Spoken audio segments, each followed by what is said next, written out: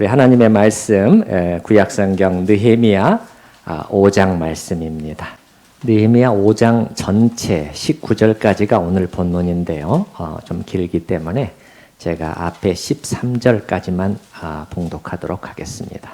느헤미야 5장 1절부터 13절까지입니다.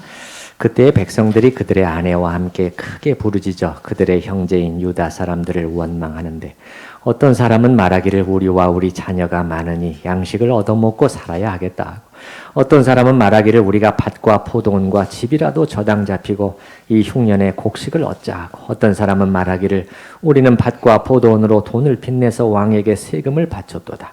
우리 육체도 우리 형제의 육체와 같고 우리 자녀도 그들의 자녀와 같거늘 이제 우리 자녀를 종으로 파는도다.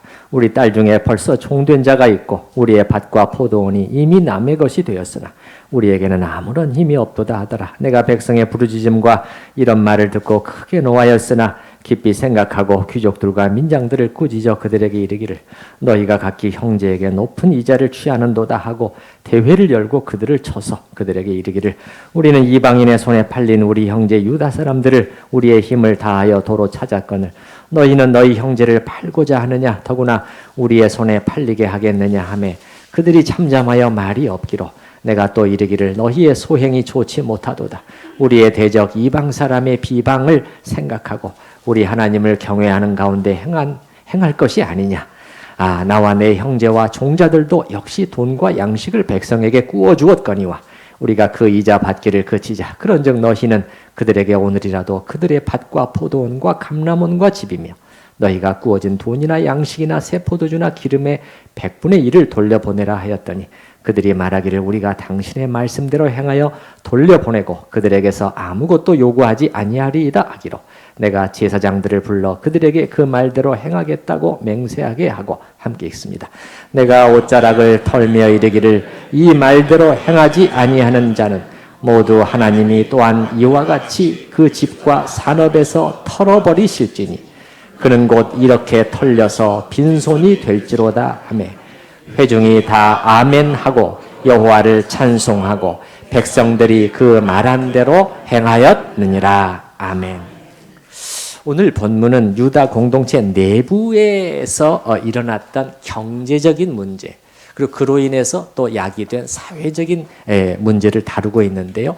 자, 여러분 지난주에 우리가 봤던 4장과 잠시 비교해 보십시다. 4장은 뭐였죠?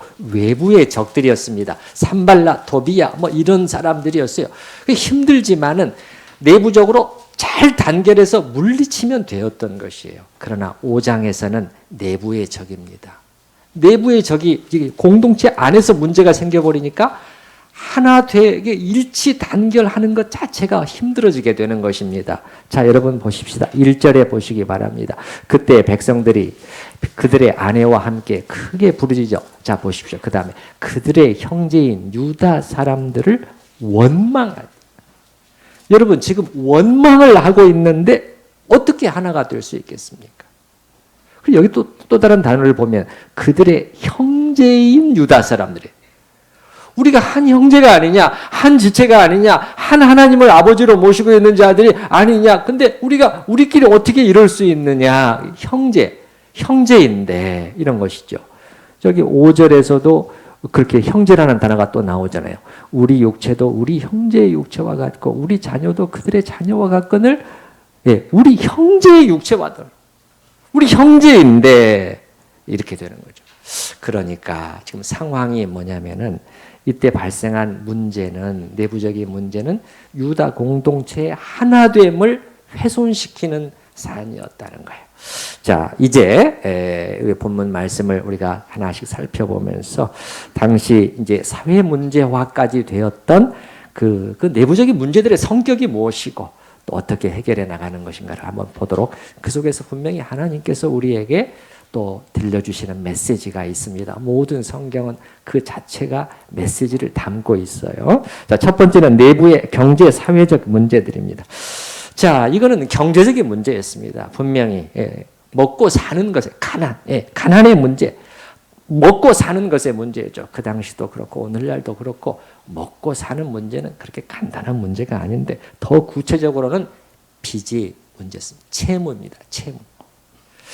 가난한 사람들이 지게 되었던 빚이었죠.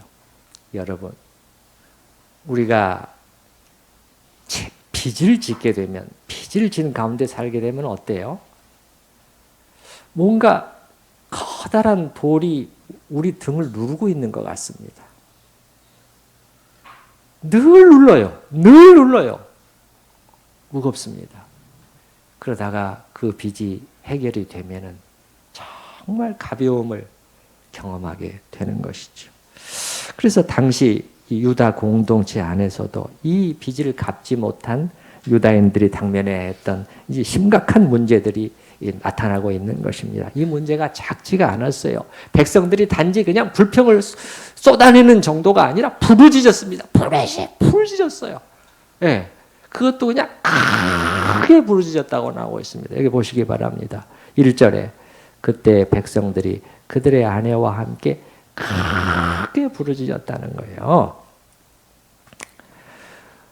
우리가 사는 세상에 가난한 분들은 늘 있게 마련이고 그 원인도 이제 다양한데 여기서는 특별히 또 외적인 요인들도 있었던 것 같습니다. 흉년도 작용했던 것 같아요. 3절에 흉년이란 단어가 나옵니다. 어떤 사람은 말하기를 우리가 밭과 포도원과 집이라도 저당 잡히고 이 흉년의 곡식을 얻자고.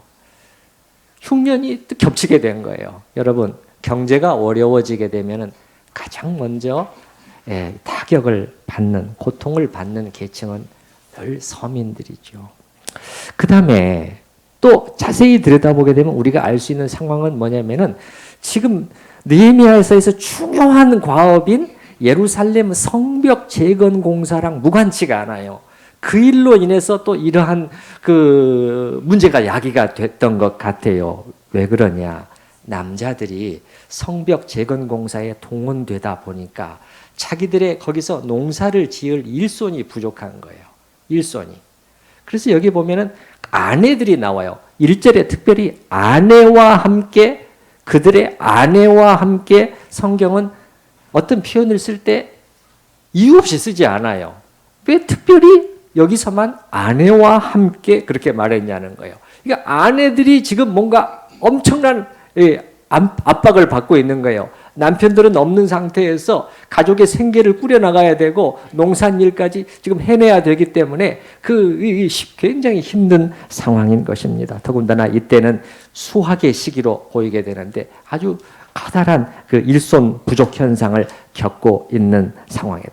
예루살렘 성벽 공사와도 관련된 그러한 문제였다는 것입니다. 더군다나 5절에 보는 것처럼 자녀를 이제는 팔아야 되는 지경에까지 이르렀으니 우리나라에서도 전해 보면은 정말 가정이 가난한 가정들 먹고 살기도 힘들어지게 되면은 이렇게 자녀들을 몸종이나 이렇게 내보내잖아요. 그렇게 뭐 옛날에는 식모다 그런 표현도 쓰고 그랬는데 사실상 팔려간 경우에 해당하는 경우죠. 여기서도 보게 되면 5절에 자 보시기 바랍니다. 우리 육체도 우리 형제의 육체와 같고 우리 자녀도 그들의 자녀와 같거늘 이제 우리 자녀를 우리가 종으로 팔아야 되는구나. 근데 그 일이 벌써 일어났다고 되어 있습니다. 그 다음에 보게 되면 우리 딸 중에 벌써 종된 자가, 노예된 자가 있다. 그렇게 말을 했는데 어떤 주석가는 앞에 자녀가 팔린다 말하는데 뒤에다가 또 딸이라는 단어를 굳이 강조하고 있고 여기 종된 자가 됐다는 그 히브리어 단어를 고려를 해볼 때 이 경우에는 보다 안 좋은 어떤 상태를 암시하고 있을 수가 있다는 거예요. 더 문제는 뭐냐면 너무나 어려워서 자녀들을 그렇게 팔지만 그래 조금만 참아 한 2년만 참아줘. 그러면 엄마 아빠가 노력해가지고 다시 꼭 우리 가정 합할 거야. 이렇게 할 수 있으면은 희망이라도 있는데 문제는 이 집 이것을 다 저당 잡히고 돈을 빌려 왔는데 이제는 갚을 능력이 없게 되니까 그게 넘어가 버리는 거예요. 이게 부동산이 넘어가 버리는 거예요. 그러면 안전장치가 완전히 해체돼 버리는 것입니다. 이제는 그 자녀를 다시 데리고 올 희망 자체가 사라져 버리는 것이에요. 그래서 여러분 여기 5절에 방금 읽은 그 다음 부분에 보면은 이런 설명이 나오잖아요. 우리 딸 중에 번져서 종된 자가 있고, 그 다음에 보면 우리의 밭과 포도원이 이미 남의 것이 되어버렸어요. 저당을 잡혔는데, 담보로 빌렸는데 채무를 갚지 못하고 계속 증가되니까 넘어가 버린 거예요. 그러니까 그 다음에 뭐라고 말하냐면 우리에게는 아무런 힘이 없구나. 경제적인 힘이 없다는 거예요. 경제적인 힘이 없고 자녀를 데리고 돌아올 그런 힘도 없구나. 그러니까는 정말 고통스럽고 절망적인 심정 속에서 크게 부르짖었다는 것을 알 수가 있는 것이죠. 여기 보게 되면 2절, 3절, 4절이 각각 어떻게 시작하냐면 2절도 어떤 사람은, 3절 어떤 사람은, 4절 어떤 사람은, 크게 세 부류의 가난한 채권자들, 상환 능력이 없었던 가난한 채권자들을 언급을 하고 있는데, 첫째 그룹은 제일 열악해요. 가장 취약한 계층. 이들은 부동산이 아예 없었어요. 땅 소유가 아예 없었습니다. 그래서 여기 보게 되면 어떤 사람은 말하기를 우리와 우리 자녀가 많으니 양식을 얻어먹고 살아야 하겠다. 그래서 당장 이 사람들은 그냥 빚을 내기 시작하는데, 당장 먹을 끼니를 해결하기 위해서 빚을 해결해야 되기 때문에 점점 더 궁핍해져 갔던 것이고요. 그 다음에 나머지 두 그룹은 토지 소유가 있어요. 집도 있어요. 밭과 포도원이 계속 나오거든요. 밭과 포도원. 근데 문제는 방금 말한 것처럼 그건 이제 저당을 잡히고 돈을 빌렸는데 갚지 못하게 되니까 넘어가게 될 수가 있고, 그렇게 되면은 혹시 이제 자녀를 팔았을 경우에 다시는 데리고 올 수 없는 희망이 사라지는 거예요. 그래서 3절에 여러분이 보시게 되면 두 번째 그룹인데, 어떤 사람은 말하기를 우리가 밭과 포도원과 집이라도 저당 잡히고 이 흉년의 곡식을 얻자. 세 번째 그룹은 4절인데 이들도 비슷한 상황이에요. 토지는 가지고 있지만 세 번째에서는 세금이 언급이 되고 있어요. 세금. 예. 어떤 사람은 말하기를 우리는 밭과 포도원으로 저당 잡히고 돈을 빚내서 왕에게 세금을 바쳤도다. 이것은 페르시아의 왕에게 세금을 바쳐야 되는 그런 부분이 있기 때문에 돈을 빚내서, 빚을 내서 담보로 잡히고 또 해서 그것이 넘어가는 그런 경우들을 말해주고 있는 것입니다. 이것이 그 당시에 이제 그 경제 사회적인 문제를 우리가 살펴봤고요. 두 번째는 이 문제들의 구조적인 성격, 그러니까 구조적인 문제들 좀 살펴보려고 그래요. 지금 이들이 처해 있는, 이 가난한 사람들이 당하고 있는 상황들은 일종의 구조적인 문제와 관련되어 있다는 것을 우리가 인식을 해야 되겠습니다. 그래서 제가 여러분 따라서 해보십시다. 구조적 문제. 그래서 제가 오늘 설교 제목에도 구조적이라는 단어를 썼습니다. 내부의 구조적 문제라고 했는데, 보통 가난하고 매우 어렵게 사는 분들을 향해서 사람들이 그냥 대수롭지 않게 할 수 있는 말들이 있죠. 열심히 노력하지 않았기 때문에 이런 결과가 온 거 아니냐. 그리고 그분들을 향해서 말이죠. 사실은 그냥 가슴을 찌르는 그런 말이죠. 당신이 더 열심히 살았어야 되는 거 아니야? 이렇게. 물론 그럴 수도 있어요. 물론 부지런하지 않았기 때문에, 물론 열심히 노력하지 않았기 때문에 이렇게 되었을 수도 있지만, 그러나 동시에 우리가 또 알아야 될 것은 어떤 그 구조 자체가, 시스템 자체가 자꾸 그 불평등을 줄이는 것이 아니라 점점 더 벌리는 쪽으로 구조가 되어 있게 되면은 본인이 아무리 노력을 하고 아무리 애를 써도 그 속에서 빠져나오기가 어려운 그런 경우들이 얼마든지 있을 수가 있는 것입니다. 성경도 이 문제에 관심을 가지고 있는 것을 볼 수가 있는데요. 하나님은 깊은 관심을 가지고 계세요, 사실은. 왜냐하면 자주 말씀하시거든요. 자주 말씀하시고. 이스라엘 공동체 안에서 왜 이런 일들이 생기느냐는 거예요. 이스라엘이라는 하나의 그 신앙 공동체 안에서 돈 많고 권세 있는 자들이 가난하고 약한 사람들을 억압하고 착취하고 그런 일들이거든요. 그러면 이게 개선이 돼야 되는데 개선이 되지 않고 점점 악화되는 거예요. 그러면 당하는 사람들이 힘이 없잖아요. 이 속에서 못 빠져나오는 거예요. 그래서 하나님께서는 거기에 대해서 매우 진노하셔요. 매우 진노하셔요. 성경을 보게 되면은 이 남한국, 북왕국이 멸망하게 된 원인 중에 하나가 여기에 있었다고도 기록을 하고 있는데요. 제가 예를 들어서 아모스 2장 말씀을 한번 읽어드려 볼 테니까 한번 들어보세요. 여호와께서 이와 같이 말씀하시되 이스라엘의 서너 가지 죄로 말미암아 내가 그 벌을 돌이키지 아니하리니. 하나님 용서를 안 하시겠다는 거예요. 그럼 뭐냐? 어떤 죄들이냐? 지금 방금 얘기한 그런 죄들이에요.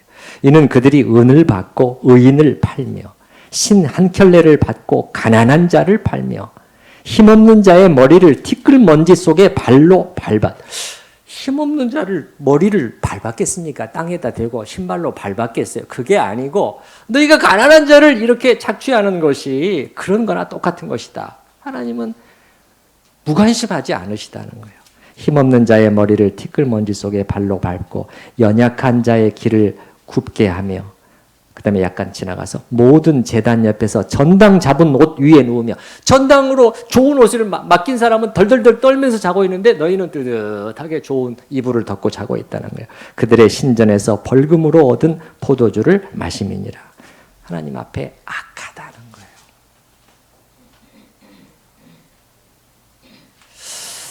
제가 미국에 거주할 동안에 이제 그 아이가 무엇을 배우러 다니는 일이 있어서 이제 그런 경우에는 거기서는 이제 이렇게 다 이제 부모가 차로 이렇게 데려다주고 또 데려오고 그렇게 해야 되는 대중교통이 좀 쉽지가 않기 때문에 그래서 제가 어느 날 한번 이렇게 좀 그렇게 하는 일이 있었어요. 그래서 이제 거기 가서 그 다 끝날 때까지 그 홀에서 이제 기다리고 여러 또 부모들도 여기저기서 기다리고 있는 거예요. 근데 제가 이렇게 보니까는 한 분의 흑인 할머니가 눈에 띄는 거예요. 흑인 할머니가 뭐를 열심히 읽고 계시는 거예요. 그래서 처음에는 그런가 보다 했는데 이렇게 다시 보니까는 뭔가 성경책 같았어요. 반갑죠. 그리고 여기 가서 이렇게 살짝 보니까 진짜 성경인 것이. 근데 그분이 얼마나 좋은 표정으로 읽고 계시는지. 하나님의 말씀을 정말 꿀처럼 달게 읽는 그런 표정이었어요. 그래서 저도 모르게 말을 걸게 되었고 대화를 나누게 되었던. 또 저한테도 물어보기도 하고 뭐 하시나? 네네 공부. 무슨 공부? 신학 공부하고 있습니다. 그래요? 어디서 하고 계시나요? 여기 필라의 웨스트민스터 신학대학원에서 하고 있습니다. 그래요? 그 할머니가. 사실은 저희 아들도 그 학교에서 참 공부하고 싶어 하는데 물론 당연히 교회 다니시는 분들이고 아마 아들은 더 큰 꿈이 있었던 것 같아요. 신학을 좀 공부하고 뭔가 좀 사역으로 교회를 섬겨보고자 하는 그런 바람이 있었던 것 같은데 근데 이렇게 말씀하시네. 아들이 카센터, 우리식으로 하면 카센터에서 일을 하는데 학교에 갈 수가 없어요. 왜냐하면 학교에 가는 시간 동안 일을 못하죠. 수입이 없잖아요. 그러니까는 당장 가족의 생계가 어려워지기 때문에 그렇게 못합니다. 그 말씀을 하시는 거예요. 그 말씀을 들으면서 깨달아지는 게 있었어요. 나는 이분들에 비해서 그 특별한 혜택을 입고 있는 사람이로구나 하는 것을 제가 생각을 하게 됐어요. 그래서 그분이 이제 차가 없었기 때문에 저는 고물차라도 가지고 있지만 그런 분들은 차도 없어요. 그래서 이제 결국은 그 손자와 할머니를 그 댁까지 이렇게 모셔다 드리고 그것도 이제 흑인가의 아주 초라한 주택이었죠. 네네 이렇게 모셔다 드리고 왔는데 제가 생각할 때는 이분들은 분명히 하나님을 사랑하는 분들이었어요. 그렇죠? 하나님을 사랑하는 분들이었어요. 그 다음에 열심히 살지 않았느냐? 아니에요. 제가 보기에는 정말 열심히 일했던 분, 살아요. 그렇지만 그 가난의 굴레에서 도저히 벗어나지를 못하고 있었을 수가 있는 것이요. 다 알 수는 없지만 이것이 바로 구조적인 문제라는 것이에요. 하나님은 이 부분에 관심을 갖고 계시고 성경 여기저기서 사실 오늘 본문도 그 구조적인 문제란 말이죠. 여러분 잘 아시는 빌 게이츠라고 하는 억만장자가 2007년에 자기 모교인 하버드 대학교의 졸업식에 초청을 받아서 연사로 이제 강연을 했을 때 그가 한 말 중에 이런 말이 있어요. 그가 이제 중간에 하버드 대학을 떠났잖아요. 공부를 그만두고 떠났는데 한 가지 아쉬움이 남는 것은 뭐냐면은 이렇게 설명을 했어요. 빌 게이츠가 불평등에 대한 인식이 별로 없는 채 나는 그때 학교를 떠났다는 거예요. 이 사회에 만연해 있는 불평등의 문제야말로 우리가 관심을 가져야 되는 것인데 거기에 대한 심각한 인식이 없이 나는 학교를 떠났습니다. 제가 빌 게이츠의 그 연설문을 그 부분만 그대로 한번 읽어드려 볼게요. 저는 세계의 끔찍스런 불평등, 즉 세계 수백만 사람들의 생활을 절망에 빠뜨리는 부와 건강과 기회의 심각한 불평등에 대한 진정한 인식이 없이 하버드를 떠났던 것입니다. 그래서 본인 자신도 그 이후에 이런 부분을 개선을 위해서 상당히 노력하고 돈도 많이 쓰고 그랬잖아요. 자, 오늘 본문에서 느헤미야는 유다 공동체 안에서 이러한 구조적인 문제를 해결하려고 지금 하고 있는 것입니다. 적극적으로 개입을 하고 있어요. 적극적으로. 왜 그렇죠? 하나님을 알았기 때문에. 하나님의 자기 백성을 향한 뜻을 알았기 때문이요. 그 다음에 하나님께서 내를 왜 이 시기에 이 자리에 나를 앉게 하셨을까? 내가 그걸 할 수 있는 그 자리에 있었잖아요. 그러니까 느헤미야는 수수방관하지 않고 적극적으로 개입해서 해결해 나가고요. 또 이런 이유도 있죠. 조금 전에 말씀드렸지만 이게 문제가 지금 자기가 적극적으로 진행하고 있는 성벽 재건 공사 때문에 또 일어난 일이기도 하잖아요. 그러니까 자기가 뒤로 물러나 있을 수가 없는 것이죠. 자, 세 번째는 해결의 과정입니다. 느헤미야는 신중하면서도 확실하게 일을 해결해 나가는 것을 볼 수가 있어요. 먼저는 신중합니다. 6절에 보시기 바랍니다. 6절. 내가 백성의 부르짖음과 이런 말을 듣고 크게 노하였으나 크게 노하였지만 분노를 바로 표출하지 않습니다. 예. 저기 잠언인가 보면은 어리석은 자는 분노를 바로 표출한다. 그렇게 되어 있죠. 느헤미야는 지혜로운 사람이었습니다. 그렇기 때문에 7절에 보게 되면 어떻게 시작합니까? 깊이 생각했다는 거예요. 깊이 생각했다는 거예요. 더군다나 자기가 바로잡아야 할 대상들은 채권자들인데 이들은 누구예요? 느헤미야가 협조를 받아야 될 사회의 고위층 지도자들이란 말이에요. 그렇기 때문에 잘못하면 일을 그르친단 말이에요. 그래서 느헤미야는 곰곰 생각을 하는 거죠. 자, 일을 어떻게 해야 되나. 자, 추진 과정에서 채권자들의 저항이 만만치가 않을 텐데 여러분, 사람들은 늘 돈 문제에 대해서는 예민하잖아요. 그래서 이제 기도하는 가운데 아마 가장 효과적인 방법을 강구를 했을 것입니다. 이게 지혜죠. 그러나 이렇게 신중하게 하지만 동시에 확실하게 또 밀고 나갑니다. 여러분 7절에 보시기 바랍니다. 7절에 깊이 생각하고 귀족들과 민장들을 꾸짖어 그들에게 이르기를 너희가 각기 형제에게 높은 이자를 취하는도다 하고 대회를 열었어. 그래서 이게 이제 대회를 열어서 강하게 압박을 하고 있는 거예요. 회중들 속에서 함께 지금 이 문제를 풀어가려고 하는 것이에요. 대회를 열고 그들을 쳐서 그들에게 이르기를. 그러나 무조건 막 공격 일변도가 전혀 아니에요. 여기 보게 되면 여러 가지 얘기를 해나가면서 그들을 설복해 나가는 것을 볼 수가 있어요. 자, 여러분.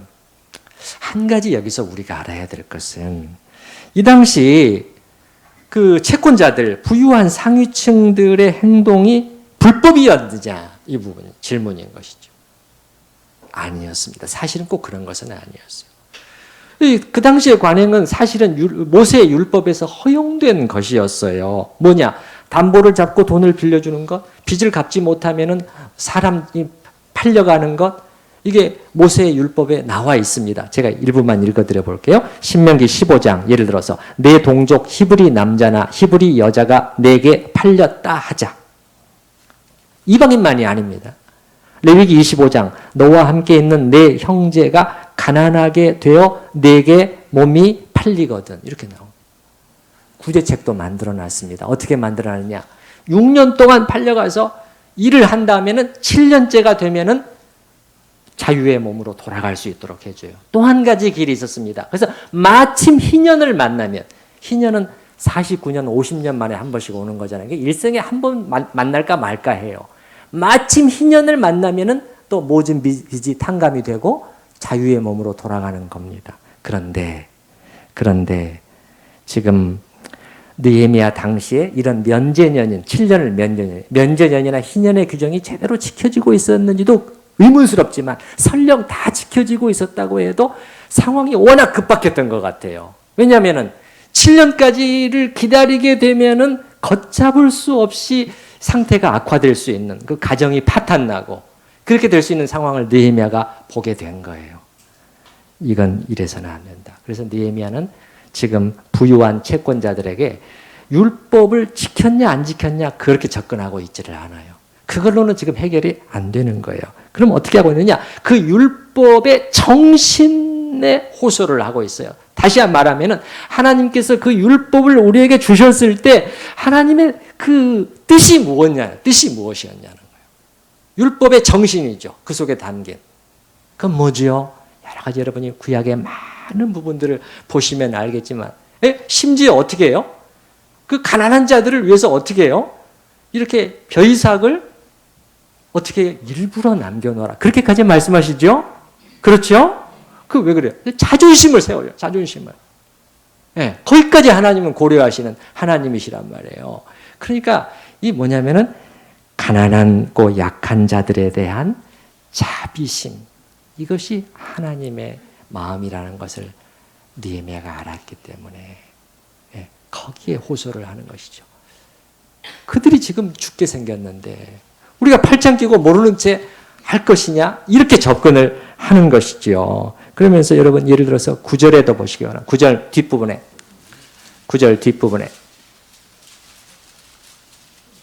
우리가 하나님을 생각하자. 하나님이 우리에게 율법을 주실 때 하나님께서 공동체 안에서 우리가 서로 간에 한 형제 안에서 어떻게 행하기를 원하시냐. 그러면서 9절 맨 뒷부분에 보면 우리 하나님을 뭐 하는 가운데? 경외하는 가운데. 우리가 만약에 하나님을 두려워한다면, 그 율법을 주신 하나님을 두려워한다면 우리가 어떻게 행해야 되겠느냐.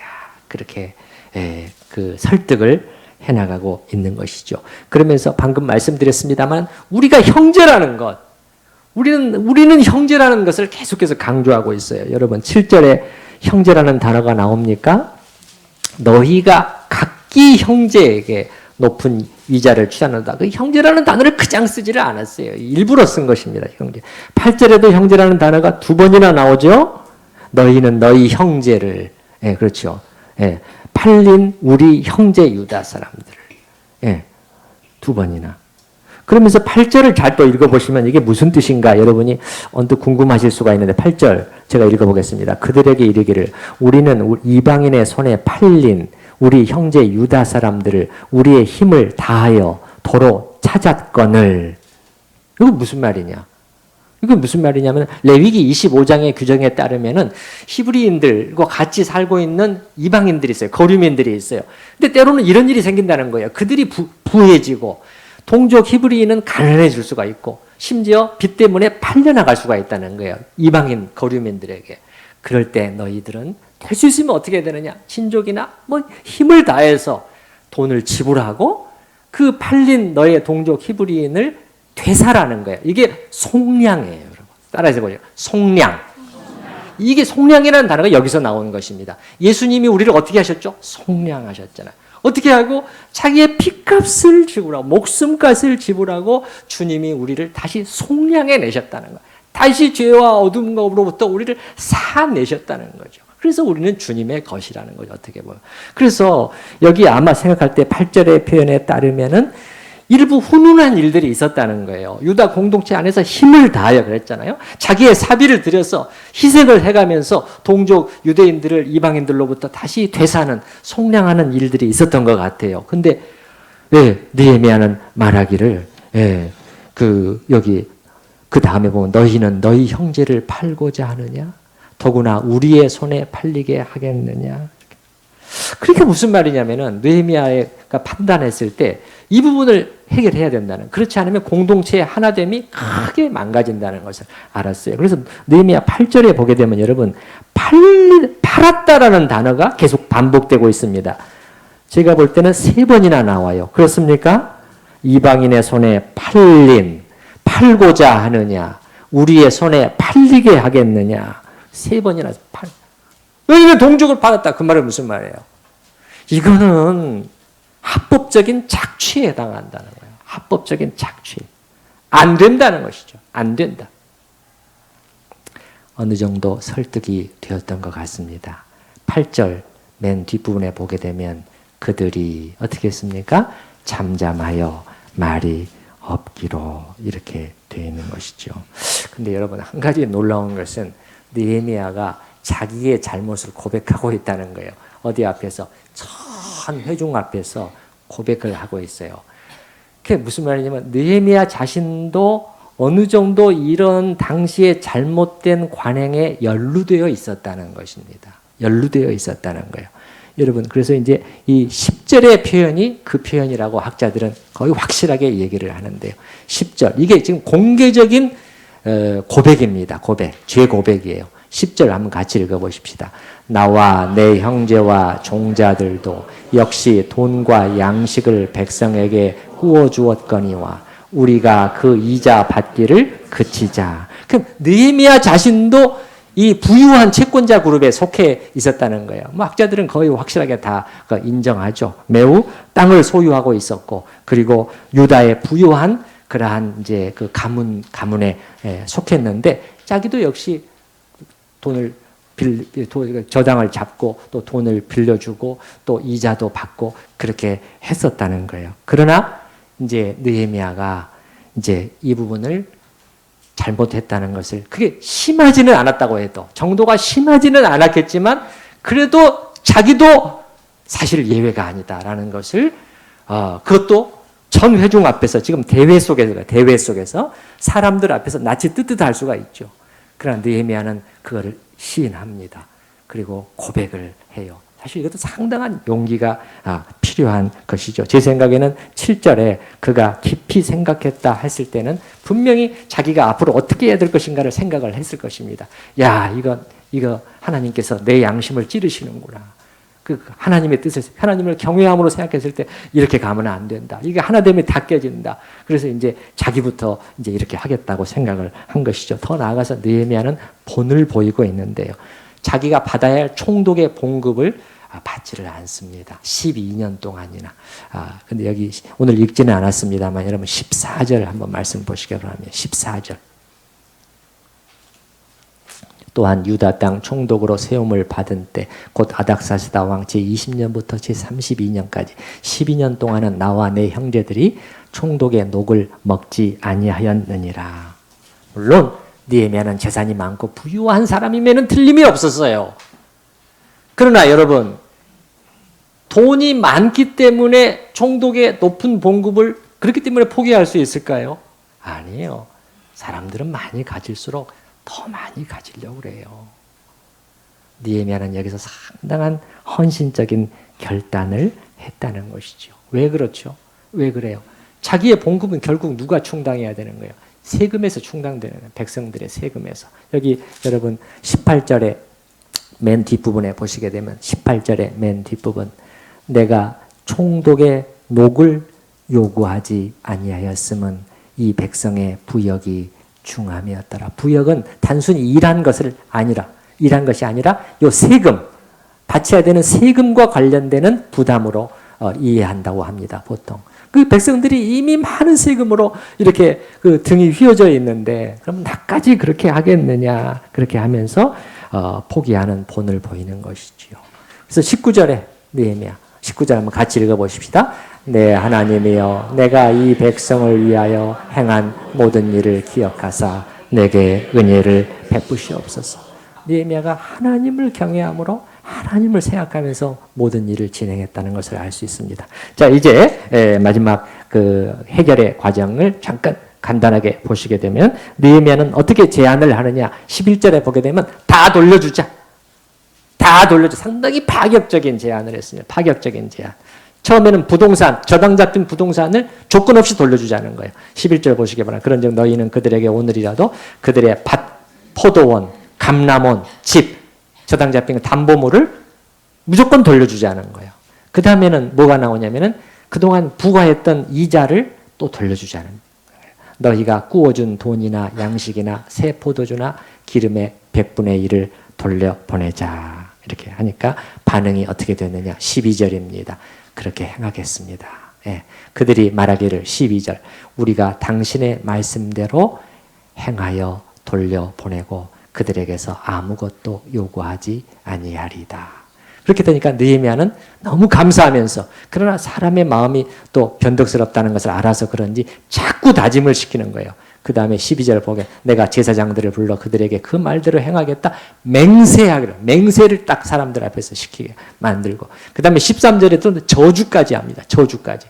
이 맹세대로 하지 않는 사람은 이 옷자락을 털어버리는 것처럼 하나님께서 그 집과 산업에서 완전히 털어버리시고 그냥 그 빈궁하게 되기를 바란다. 그렇게 한 것이죠. 그랬을 때 최종의 결과는 13절 맨 뒷부분에 보시게 되면 빈손이 들지로다 하매 회중이 다 뭐였어요? 아멘 했습니다. 채권자와 채무자 모두 아멘 하고 그 다음에는 여호와를 찬송했다고 되어 있습니다. 찬송했다는 게 문제가 원만히 해결되었다는 것이죠. 이제 공동체 내부적인 긴장이 해소가 되고 그리고 하나됨이 회복이 되고 있는 것이죠. 오늘 저는 오늘 그 말씀을 통해서 우리가 언뜻 이렇게 간과하기 쉬운 그러한 구조적인 문제가 또 우리 중요하다. 우리가 관심을 가져야 되는 부분이구나 하는 것을 또 생각을 하게 됩니다. 이 사회 속에서도 마찬가지고 이 나라도 사실 우리가 속한 하나의 큰 공동체잖아요. 또 작게는 우리 천우 공동체 안에서 이 사회 안에서도 마찬가지입니다. 우리가 그 부분을 늘 생각하고 또 혹여라도 하나님께서 나를 어떤 자리, 공직자의 자리나 아무튼 거기에 뭔가 그 영향을 미칠 수 있는 위치에 두셨을 때 저는 이렇게 하자는 것은 아니에요. 무슨 나가서 다 때려엎자. 프롤레타리아의 무슨 이거 아니에요. 그건 아니죠. 느헤미야는 그렇게 하지 않았어요. 그러나 하나님께서 자기에게 그 자리를 주셨을 때 그때는 느헤미야가 딱 더듬이를 세우고 적극적으로 해결해 나가는 것을 볼 수가 있어요. 왜냐하면 구조적인 문제는 이렇게 하지 않으면 해결이 안 되기 때문에. 그래서 우리가 하나님께서 혹여라도 또 그런 것을 나에게 그런 영향력을 미칠 수 있는 자리에 두셨을 때는 우리가 이 사회의 불평등과 구조적인 문제를 해결하는 쪽으로 우리가 노력을 해야 되겠고 또 신앙 공동체 안에서 특별히 신앙 공동체 안에서도 이러한 문제 그래서 잘못 살았으니까 이렇게 된 거지 함부로 그렇게 말하면 하나님께서 절대 기뻐하지 않으십니다. 절대 기뻐하지 않으십니다. 너희가 전당 잡은 온 위에 누워서 너는 배 두드리고 있냐? 하나님께서 그렇게 말씀하고 계시잖아요. 하나님 기뻐하시지 않는다는. 신약에서도 마찬가지. 신약에서도 사도는 꾸짖고 있잖아요. 사도는 요한일서 3장에 보면 누가 이 세상 재물을 가지고 형제의 궁핍함을 보고도 형제 특별히 믿는 가정을 더 중요시하는 거예요. 형제의 궁핍함을 보고도 도와줄 마음을 막으면 하나님의 사랑이 어찌 그 속에 거하겠느냐. 저는 우리 천우교회 성도님들은 특히 이 부분 참 은밀하게 정말 이렇게 돕고 이렇게 하는 힘을 납하는 그런 부분들이 참 잘하고 계신다고 생각이 되지만 우리는 오늘 말씀을 통해서 공동체 안에서 이런 요소들이 하나됨을 더 가로막고 더 절망감에 빠뜨리고 신앙이 다 필요 없구나. 결국은 자기가 열심히 벌어서 그냥 잘 사는 수밖에 없구나. 이렇게 가면서 탄식이 커가지 않도록 공동체의 하나됨을 막는 그런 것을 우리가 어떻게 해서든지 하나님 앞에서 돌이키는 또 그런 노력들이 있을 수 있기를 바랍니다. 우리 들으신 말씀을 생각을 하면서 같이 하나님 앞에 기도하는 시간을 같이 가지십시다.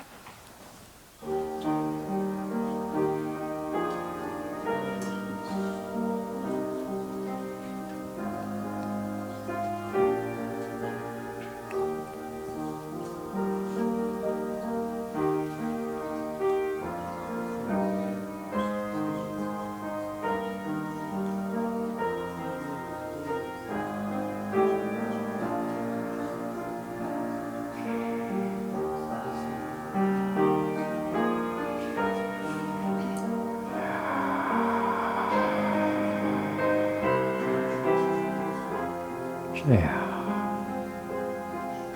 주여.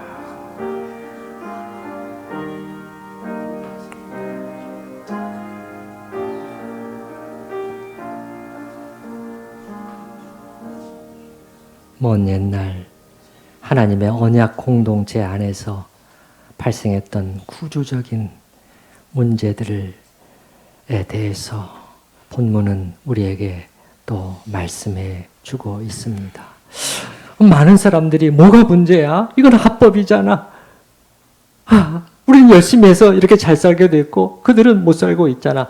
그렇게 생각하고 있었을 때 하나님께서 이들에게 그게 아니라는 것을, 하나님을 경외할 때 이러한 문제를 해결해 나가지 않으면 하나님의 공동체는 진정한 하나됨에 도달할 수 없다는 것을 하나님께서 보여주셨고, 특별히 지도자 느헤미야를 통해서 이 부분을 적극적으로 해결해 나가도록 하신 것을 우리가 살펴보았습니다.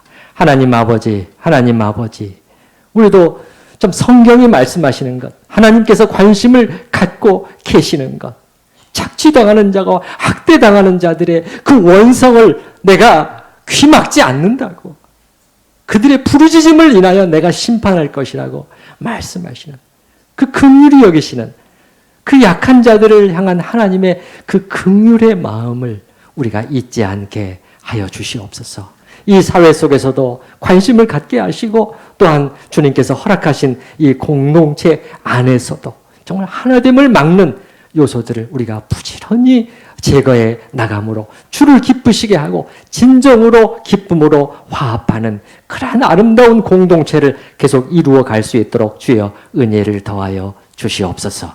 감사하옵고 예수님의 이름으로 기도드립니다. 아멘. 찬송가 595장 같이 찬양하십시다. 595장입니다.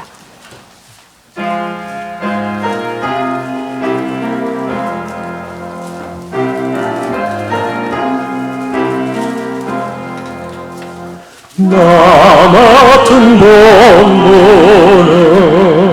구주의 앞이라 문영원 구원으로 잘 인도하리라. 부르심 받들어 내 영제 섬기며 구주의 뜻을 따라서 내 정성 다하리. 주 앞에 모두리 잘되게 하시고, 이후에 주님 배울 때 상 받게 하소서. 나 항상 깨어서 울리로 드리며 내 믿음 변치 않도록 날 도와주소서.